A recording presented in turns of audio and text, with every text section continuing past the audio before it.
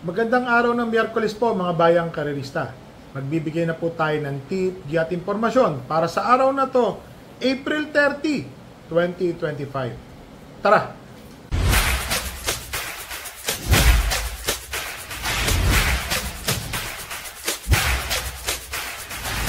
So mga bayang karerista, katapusan, payday po ngayong araw na to. Pakita ko lang po muna ang ating kopya. Yan o. Maganda po ang karera ngayong araw na to mga bayang karerista. Baka makakita na naman po tayo ng umuusok na mga dividendo. Oho. Ang start time po ng karera ay sa ganap na alas 5 ng hapon. Meron po tayong carryover, Super 6 carryover na 60,786.95 cents. Yun ho. Kung mapapansin nyo, araw ng Sabado, talagang napahirapan po tayo ng todo. Nagkaroon po ng carryover. Araw naman ng Linggo, magaganda po ang mga naging dividendo ng karera. Kaya yun lang po ang masasabi ko sa inyo. Sana po, nagsitama kayo. Race number 1, 3-year-old and above maiden race. Placer po ito. Mga bagong takbo, galing po ng Novatos, Novatoran, Barrier. Ito po, nandito po sila. First choice, entry number 8, Trusted 1. Mainam na po yung pinapakita nito. Nandoon na po ito ng nandoon. Kundi po ako magkamali, in the money na po ang tinapos niya ng huling takbo. Kaya lang pinagmamasdan ko po siya, may bulusok na po siya. Meron po kasi nag-chat sa akin tungkol dito na may inam po ito, imported na kabayo. Second choice, entry number 3, New Win. Para sa akin po nung nakaraan, kumukuha na po ng segundo pwesto, umatras po ng tersero, segundo nandun po siya eh. So nayoyoyo po siya, ibig kong sabihin, may kalakasan lang po talaga yung laban, yanon. Ngayon po medyo, sabihin natin bumaba ng bahagya yung laban niya, tingin ko po may panalo po ito, New Win. So dito po sa race number 1, first choice, entry number 8, Trusted 1. Second choice, entry number 3, New Win. Dito na tayo sa race number 2, rating 16 to 21 split, 1,400 meters, 9 runners. First choice, entry number 4, Service Deluxe. Para sa akin po, malaki po ang panalo nito. Yun lang ho, medyo hindi natatapat lang po na not the lucky day ng kabayo. Pero tingin ko po ngayon, gamay na po yan ni Jackie Tanya Nabarosa. Ito pong si Service Deluxe. First choice ko po yan Nung nakaraan, medyo di po kasi naging maganda yung lundag niyan. Second choice, entry number 9, Boss Lady. AP Asuncion ng Hinete. So, napanalo na po ito ng isang beses. Tapos, tumakbo po ito in the money. Parang tersero po siya. Tingin ko po ngayon, may panalo po ito. Segundo po ata, parang ganon. Segundo o tersero. Tingin ko po ngayon, malaki po ang panalo nito ni Boss Lady So, dito po sa race number 2, first choice, entry number 4, Service Deluxe. Second choice, entry number 9, Boss Lady. Dito na tayo sa race number 3, rating 5 non-placers, yung mga bagong baba po ng placer. Ito na po sila. First choice, couple entering 6 and 6A, Dynamic Dyna and 6A Jersey Crown. Si Jersey Crown po, mababa na rin po ito sa laban. Tapos meron pa hong Dynamic Dyna na napapansin ko, mukhang bumubuti na po yung takbo nito. Maganda na po ang pinapakita ni Dynamic Dyna. Second choice, entry number 3, Street Queen. Matuling kabayo po ito, mga bayang karerista, si Street Queen. Tingin ko po, kung sakaling ma-rate po ito na maganda, baka tumapos po ito ng banderang tapos. Third choice, entry number 1, Solution. Isa naman ko nakakasunod po ito. May tulin din po ito. Mababa ang numero, maganda po ang kanyang numero. Numero 1, tingin ko po may panalo rin po ito. Sana makachamba po ito. Dito po sa race number 3, ang distansya nga pala is 1,200 meters.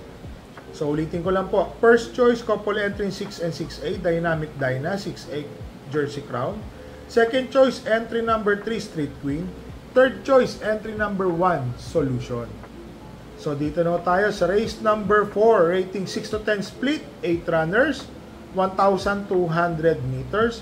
First choice, entry number 6, Yaba Dabadur.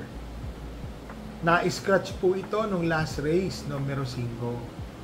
Tingin ko po ngayon, nakatagpo po ng magandang laban si Yaba Dabadur. Para sa akin po, horse to beat po siya dito, mga bayang karerista.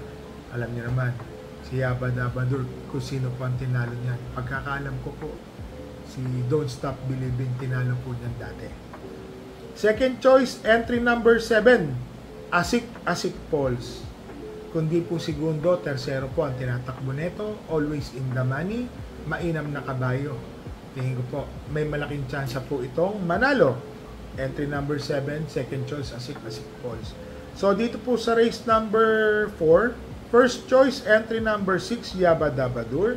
Second choice, entry number 7, Asik Falls.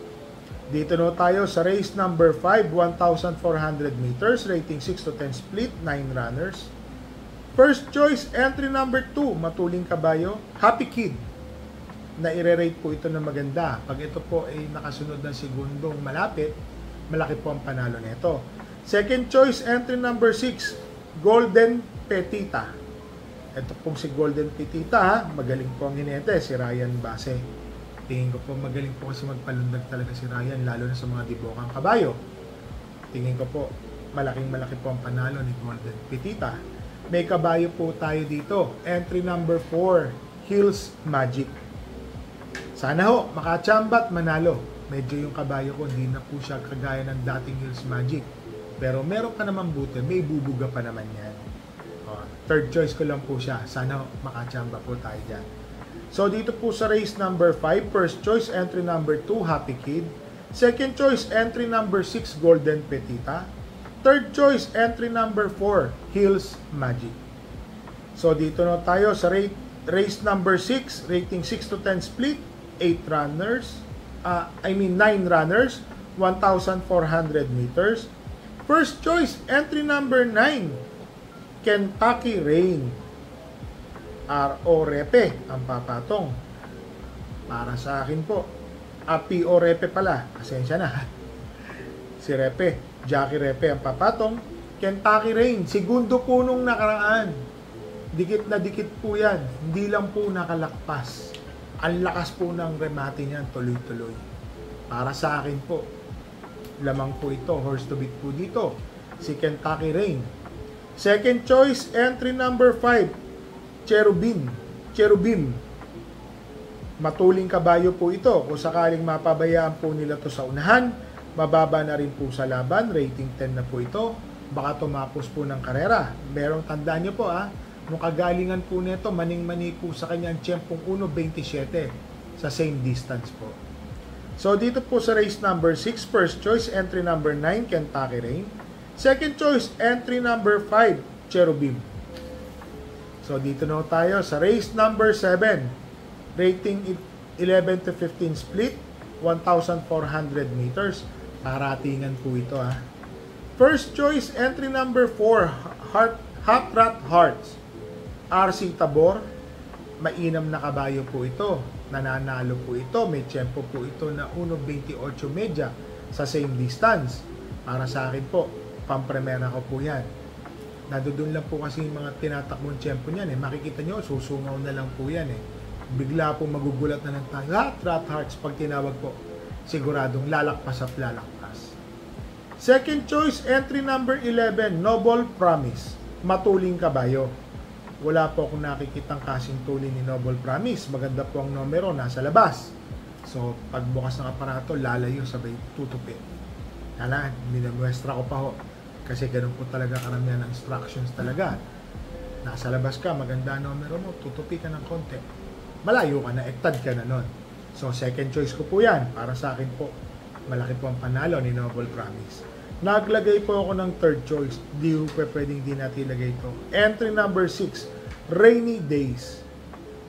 Kung mapapansin nyo po, mababa rin po sa laban si Rainy Days. Dati nakadalawang sunod na panalo po ito. Ang ginawa po netong tiyempo ay 1.27 sarado. Tapos meron pa sa 1,200, parang 1.13 medya. Para sa akin po, pansama po ito, entry number 6, Rainy Days. So dito po sa race number 7, first choice entry number 4, Hot Rod Hearts. Second choice entry number 11, Noble Promise. Third choice entry number 6, Rainy Days. I-recap lang po natin. May kabayo po tayong tatakbo dito po sa race number 5. Entry number 4, Hills Magic. Tingin ko po may tsamba naman po siyang manalo. Alam niyo naman, napapanood niyo naman yung mga takbo niyan. So, hindi na siya ganun kagaling. Pero may pag-asa namang manalo. So, ito po sa shoutout lang po muna natin. Si Mr. Shoutout po, Biyaherong Tipster. Happy birthday po kay Aling Catherine Ong. Shoutout po kay Mr. Pedro Apostol, Eric Brian Peralta, Roberto Espinosa, Carrera Cursonada, shoutout po sa inyo dyan. Roland Aragay, so shoutout po sa inyo. So mga bayang karerista, yung mga napadalan po natin ng GCash, yung po is yung sagot nyo po yan. Ibig sabihin na sagot yung bugtungan natin, kung ano po yung tingin namin na pwede natin ma-apply sa karamihan at yung nakakatuwa na comment, yun po ang nanalo. So, yung 5 pong nanalo na yun, na-receive na po nila, napadala na po yung GCash kanina, na tigto 200 pesos. Antay lang po tayo. Pag nag-live po tayo, meron pa rin po tayong pa-contest. Hinihintay lang po namin yung beer mugs at saka yung pong coffee mug namin.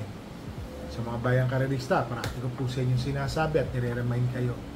Bet small, win big. Bet big, lose big.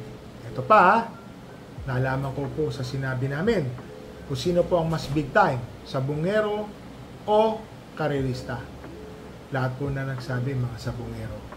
Kasi big capital ang kanilang nilalabas.